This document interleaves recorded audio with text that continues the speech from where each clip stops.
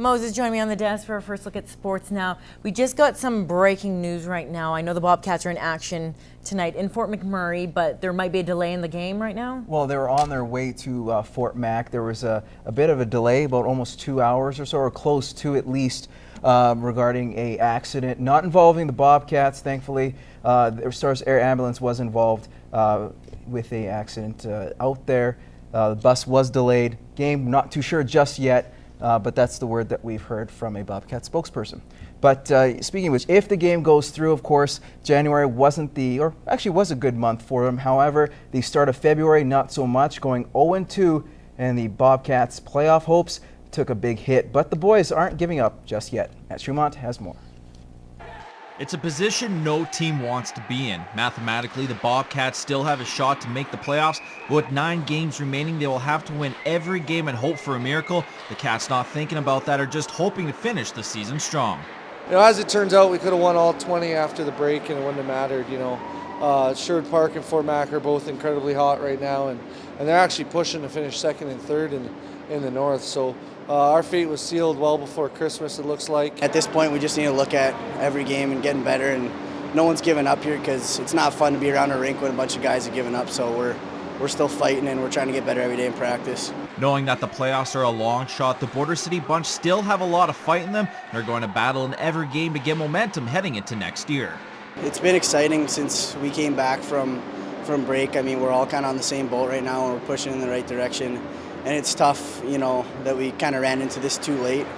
But at the same time, we're not giving up, and we're taking every game like it's our last. Right now, we're just focused on winning a couple hockey games, getting a good start into next year. And you know, I don't think there's nothing wrong with the mentality of coming out and winning as many games as we can, and let the chips fall where they may. With 9 players at the age of 19, it's no secret the Cats won't be able to bring all of them back for next year.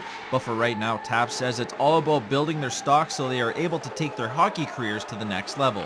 You know, it's about just laying that resume out there for, you know, anyone can access any of your shifts. So, you know, keep doing the right thing. And, you know, obviously I'd like to have all 9. They're all great guys. I don't know how it's going to shake out. I don't even know if I'm going to be here, but whoever gets any of those 993s, you know, they're going to be very lucky and very thankful. Matt Schumont, Newcap Sports. Well, the AJHL's North Division has been one of the most competitive, and this season is no exception. As Clayton Brown explains, heading into action Friday against the top-seeded Spruce Grove Saints, the Bonnyville Pontiacs sit 4 points back and hope to inch closer to their division rivals. Less than 10 games to go in the regular season, and 8 points is all that separates first in the north from 7th. Bonnyville is tucked right in the middle of the logjam, tied with 2 other teams for 3rd and among 6 in striking distance of 1st. I can't ever remember any of the leagues I've ever been in from playing or coaching in junior to see it this tight.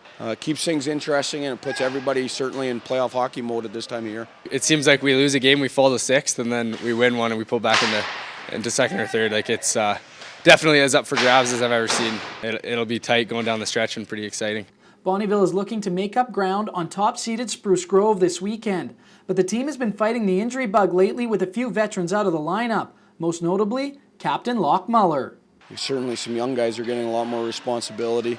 You know, we need some of our veterans to kind of carry the load, and I think at times done a real good job of filling the void of guys being out, and at times we haven't done a great job. The Pontiacs aren't the only team dealing with injuries. The North Division leading Spruce Grove Saints are here on Friday with a depleted lineup and currently amidst a 6-game losing streak. Us being whatever few points behind them, such a big opportunity, and we really need to go and get those 2 points. We've been within striking distance for what seems like a couple months now, and it seems like every chance we get, we don't capitalize on those opportunities. And we have 2 games of the last 8 against them. It's huge to pick up a win here this weekend. Puck drop on Friday is at 7 o'clock. In Bonnyville, Clayton Brown, Newcap Sports.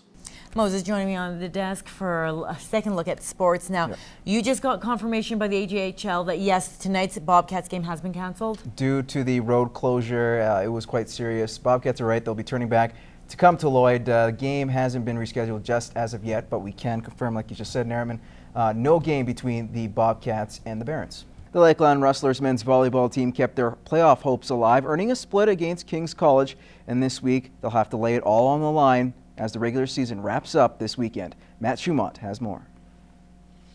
The Rustlers survived another week by getting a split against King's College, and even though the 2 wins would have been nice, they're happy to be playing meaningful volleyball this week. Again, we played well. Kings stepped up their game a little bit. We didn't play quite as well as we did the night before, and so we didn't get the sweep we were looking for, but again, we got 1 win and kept ourselves in that playoff hunt still.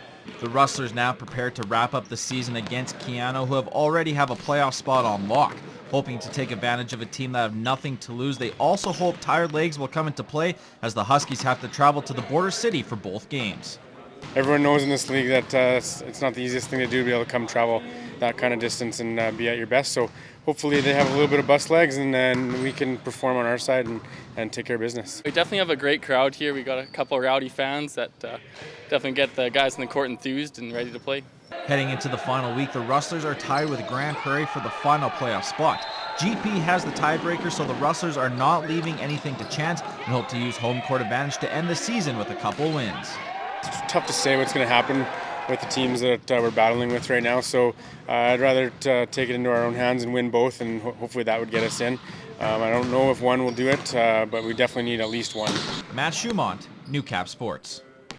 Excitement is building at Lloydminster Comprehensive High School as they get ready to host the annual Hugh Morrell Basketball Tournament. Kyle Gallagher stopped by the school to see how the teams are getting ready. Teams from around Alberta and Saskatchewan will flock to Lloydminster this weekend for the 21st annual Hugh Morrell Border Classic. And while the pride of hosting the event fills the halls, the men's and women's basketball teams fill the gym.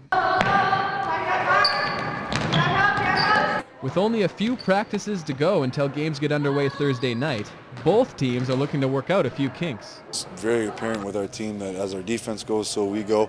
So we're doing a lot of defense, focusing a lot on defense and rebounding and taking care of that end of the court. Realize where those holes are too. I like to instill lots of basketball knowledge into the girls, so looking at what that looks like and not just training them to go certain spots. The tournament will feature some teams that don't regularly visit the border city, so it's a chance for the Barons to see how they stack up. I'm personally really excited. I think the whole team is excited to see some new competition and see how that can help us improve. Both the men and women opened the tourney against the Holy Rosary Raiders and say the crosstown rivalry is a perfect way to kickstart things. We've always had good games with them. We love obviously the competition side of it, and like I said before, just the school spirit definitely comes out during those kind of games. After a tough loss to the Raiders last time out, the ladies are looking for a little bit of revenge in front of their home crowd.